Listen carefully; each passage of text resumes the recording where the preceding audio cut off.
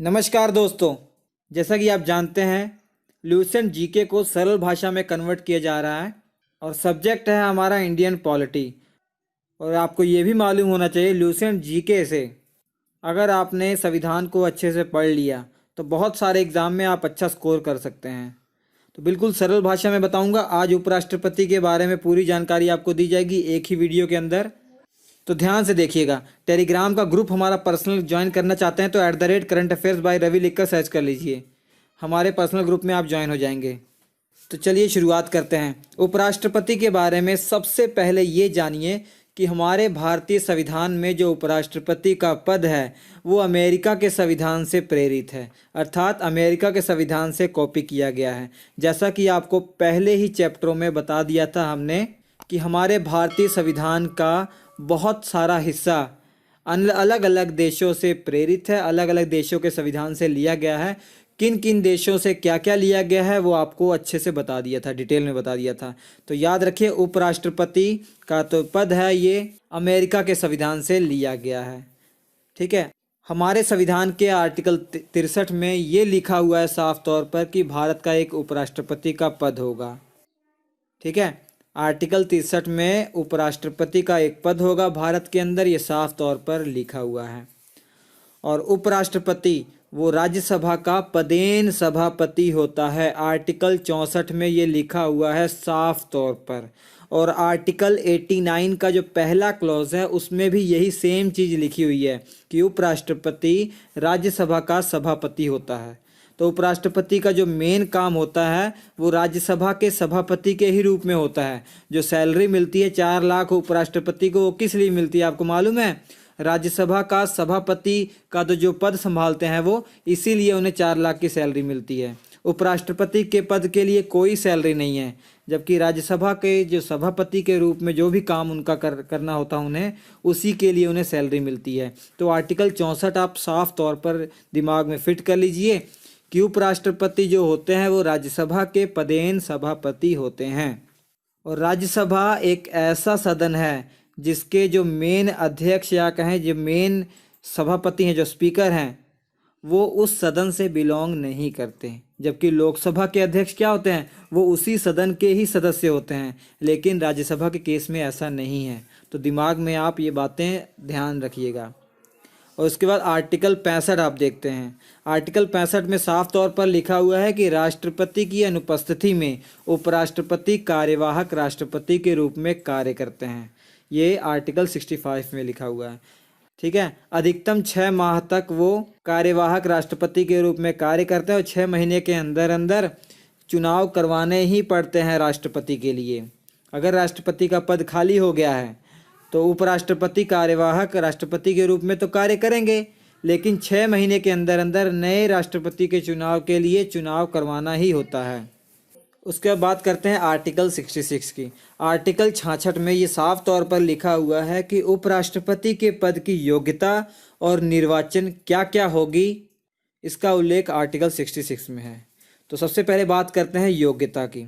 योग्यता क्या होनी चाहिए? सबसे पहली बात, भारत का नागरिक होना चाहिए और 35 वर्ष की आयु पूरी कर चुका हो, राज्यसभा का सदस्य बनने योग्य हो, उसके पास वो सारी खूबियां हो जो एक राज्यसभा का सदस्य बनने के लिए चाहिए होती हैं, और भारत सरकार के अधीन किसी लाभ के पद पर ना हो।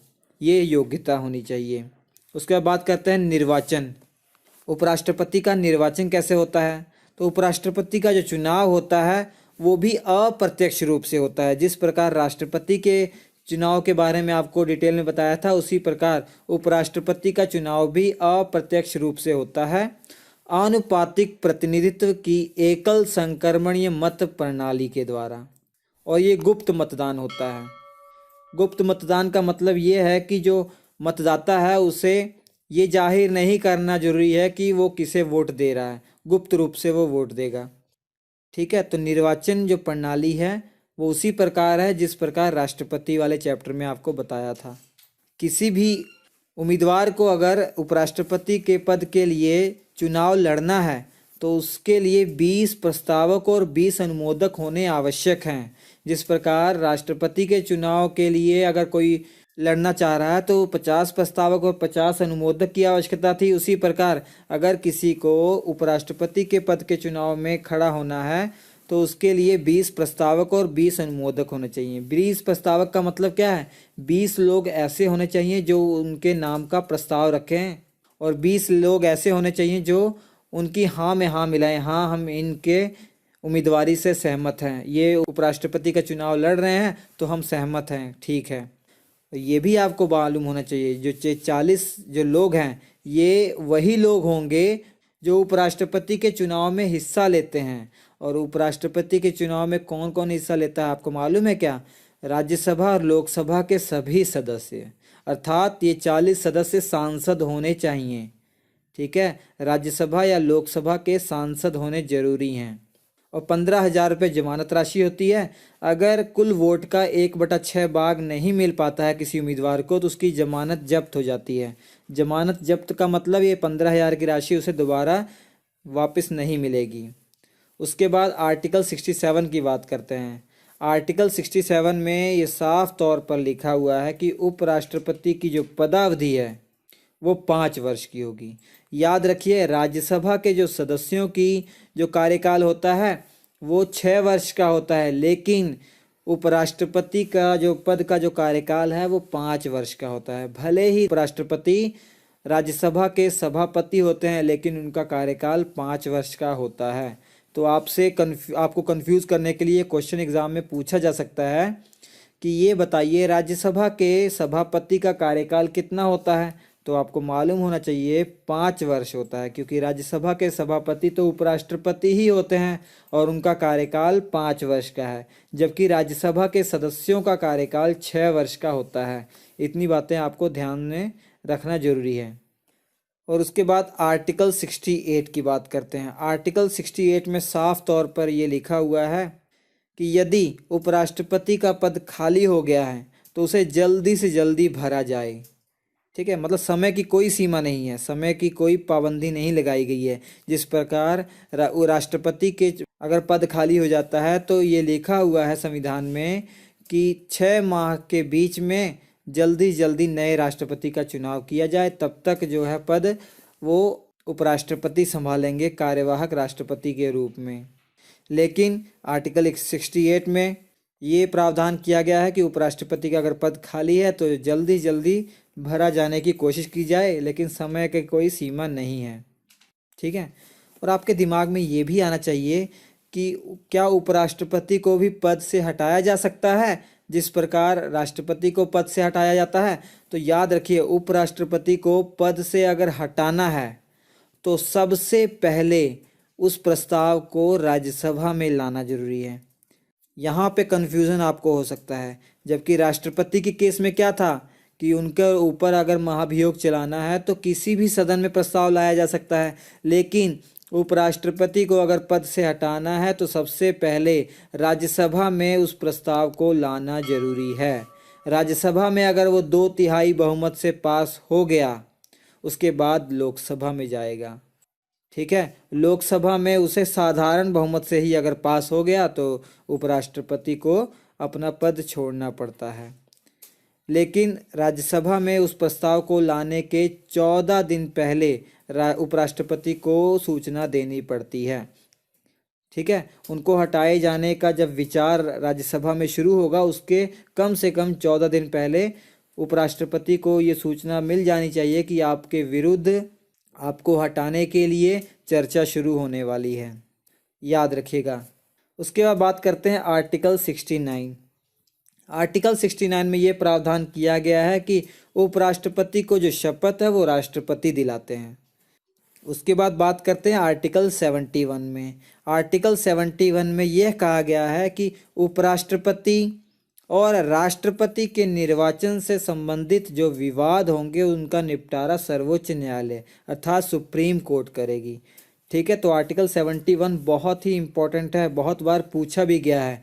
जब भी राष्ट्रपति और उपराष्ट्रपति के चुनाव में कोई भी विवाद उत्पन्न होगा तो उसका निपटारा केवल और केवल सुप्रीम कोर्ट ही करेगी। सुप्रीम कोर्ट को ही अधिकार दिया गया है, इस बात का आप ध्यान दीजिएगा। उसके बाद बात करते हैं आर्टिकल 97। आर्टिकल 97 में उपराष्ट्रपति के वेतन की बात की गई है कि 4 लाख प्रति माह उनका वेतन है वर्तमान में, और यह वेतन उन्हें राज्यसभा के सभापति के पद के लिए मिलता है, ना कि उपराष्ट्रपति के पद के लिए। और ये वेतन भारत की संचित निधि से दिया जाता है। आगे चलकर आप देखेंगे कि संचित निधि क्या होती है, आकस्मिक निधि क्या होती है, लोक निधि क्या होती है, वो सब आप डिटेल में देखेंगे। तो उपराष्ट्रपति के मेनली 2 ही काम तो होते हैं। पहला, राज्यसभा के सभापति के रूप में उनको काम करना पड़ता है, और दूसरा, अगर राष्ट्रपति अनुपस्थित हैं तो कार्यवाहक राष्ट्रपति के रूप में कार्य करते हैं। ठीक है, इतनी बातें याद रखिए। तो यही सारी बातें थी उपराष्ट्रपति के बारे में। अब देखेंगे कि भारत के जितने भी उपराष्ट्रपति हैं उनके बारे में क्या क्या आपको याद रखना, क्या नाम है, कौन कब उपराष्ट्रपति बना था, वो सारी डिटेल आपको मालूम होनी चाहिए। जितनी भी बातें आपको उपराष्ट्रपति के बारे में बता देंगे वो सब याद कर लीजिएगा, उससे बाहर कुछ नहीं आएगा। तो चलिए शुरुआत करते हैं अब कि सबसे पहले उपराष्ट्रपति कौन थे। तो डॉक्टर सर्वपल्ली राधाकृष्णन 1952 से लेकर 62 तक। ठीक है, भारत के प्रथम उपराष्ट्रपति और भारत के प्रथम राज्यसभा के सभापति कौन थे? डॉक्टर सर्वपल्ली राधाकृष्णन। और ये लगातार 2 कार्यकाल के लिए उपराष्ट्रपति थे। और 5 सितंबर को आप क्या होता बताइए? शिक्षक दिवस होता है ना, वो इन्हीं के जन्म दिवस के दिन ही को ही मनाया जाता है। ठीक है, और उसके बाद आते हैं डॉक्टर जाकिर हुसैन 1962 से 67 तक ये उपराष्ट्रपति रहते हैं। फिर आते हैं वीवी गिरी 1967 से 69 तक रहते हैं। सबसे कम कार्यकाल वीवी गिरी का ही है। ठीक है, इन्होंने त्यागपत्र दे दिया था क्योंकि इन्हें अगला राष्ट्रपति के उम्मीदवार के रूप में खड़ा होना था, इसलिए इन्होंने त्यागपत्र दे दिया था। उसके बाद आते हैं गोपाल स्वरूप पाठक 1969 से 74 तक ये उपराष्ट्रपति रहते हैं भारत के। फिर आते हैं बी.डी. जत्ती 1974 से 89 तक इनका कार्यकाल रहता है। उसके बाद बारी आती है मोहम्मद हिदायतुल्लाह 1979 से 84 तक इनका कार्यकाल रहता है।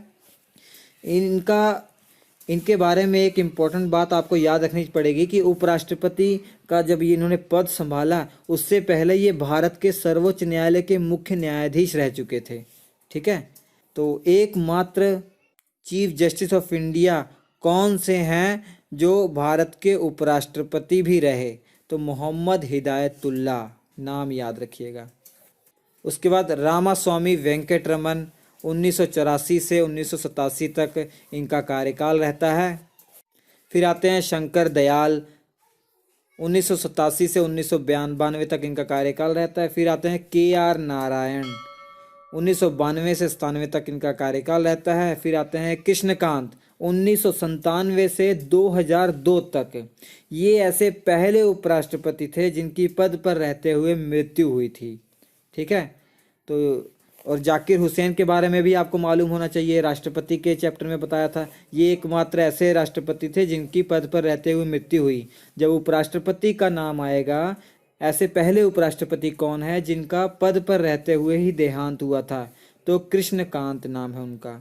ठीक है, फिर आते हैं भैरव सिंह शेखावत। उपराष्ट्रपति बनने से पहले ये राजस्थान के मुख्यमंत्री भी रह चुके हैं, ये बात आप याद रखिएगा।